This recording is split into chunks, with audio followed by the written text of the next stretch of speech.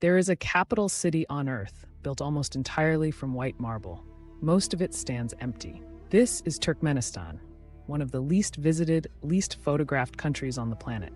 Landlocked between the Caspian Sea, Kazakhstan, Uzbekistan, Afghanistan, and Iran. Roughly 80% of the country disappears into one desert, the Karakum. Blistering summers, freezing winters, and a population estimated at 7.6 million people. This land once hosted Merv, one of the great cities of the Islamic world, a hub on the Silk Road. Absorbed into the Russian Empire in the late 1800s, then folded into the Soviet Union in 1925. Independence came on October 27, 1991, but isolation was only just beginning. 3 men have led the country since: Sapar Murat Niyazov, Gurbanguly Berdimuhamedov, and since 2022, his son Serdar. In 1995, the United Nations recognized Turkmenistan's declared policy of permanent neutrality. What that neutrality built is one of the most tightly controlled societies on Earth.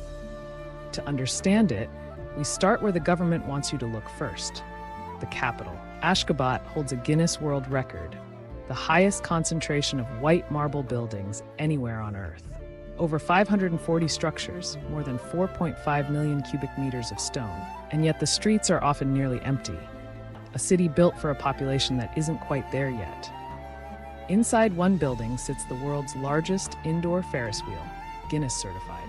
A gold statue of the country's first president once stood downtown, said to rotate and always face the sun.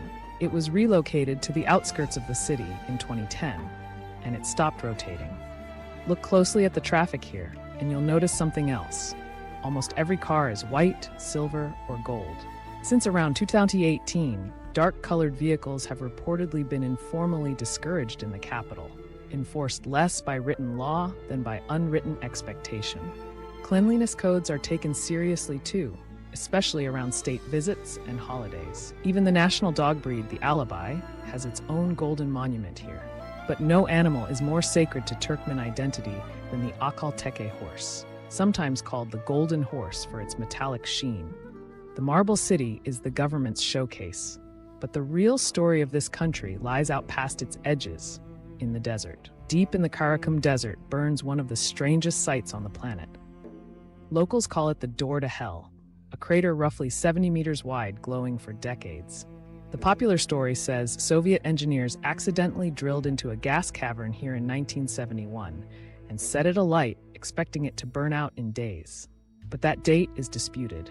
Official records from the era are missing or classified. Some local geologists argue the cavern actually collapsed in the 1960s and wasn't deliberately ignited until the 1980s. Whichever version is true, one thing is certain: it has burned, almost without pause, for decades. In 2013, explorer George Karunis descended into the crater with a National Geographic team. At the bottom, they found microbial life, bacteria surviving in conditions found nowhere else on the surface. But the fire itself has been changing.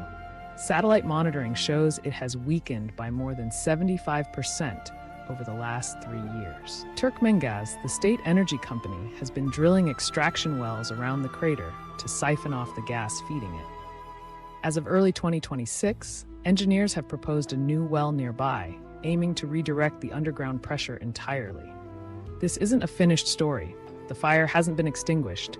It's being slowly, deliberately suppressed. One day, the door to hell may simply go dark. For now, it's still burning, a little dimmer every year. Away from Ashgabat's marble, most Turkmen life looks very different. Cotton farming and state employment still anchor daily life across the provinces. Traditional Turkmen dress remains part of everyday school and university uniforms. For decades, gas, water, electricity, and salt were free, a policy from the country's first president. That changed in January 2019, when free utilities were fully abolished. All domestic television, radio, and print media remain state-owned and tightly regulated. The internet exists, but it's severely restricted. An estimated 122,000 websites are blocked, including YouTube, Instagram, and WhatsApp. Some residents try to get around the blocks using VPNs, but state cybersecurity systems actively hunt them down in a constant back and forth. The state telecom provider controls nearly all access, leaving few alternatives. Under the country's first president, a book called the Ruhnama was required reading. for students, for civil servants, even for driving tests. That same president once renamed the months of the year after national heroes and his own family. It was later reversed.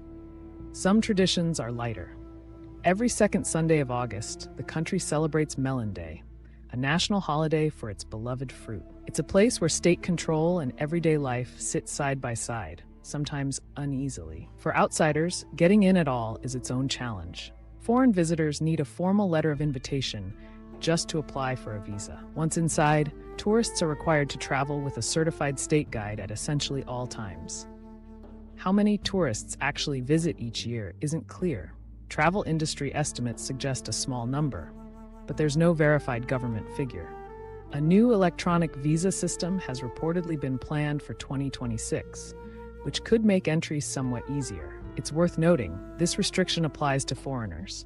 Turkmen citizens can and do travel within their own country. Some Turkmen students also study abroad, particularly in Russia and Turkey, through limited exchange programs. Still, international monitors consistently describe Turkmenistan as having almost no media freedom and near total state control over information.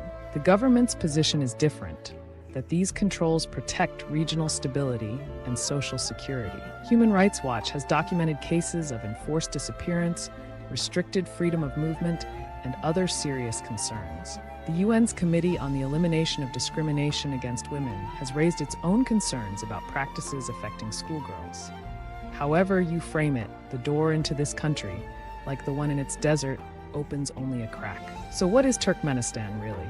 A nation of extraordinary wealth, built on the world's fourth largest gas reserves. Wealth funneled overwhelmingly through a single buyer, China, and a single export. A government that has built one of the most visually striking capitals on Earth.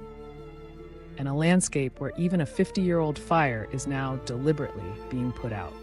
Behind the monuments and the restrictions are 7.6 million people living ordinary lives. Most of the world will never see this country up close.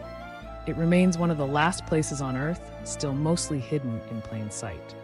Not because it can't be found, but because it has chosen, carefully, what the world is allowed to see.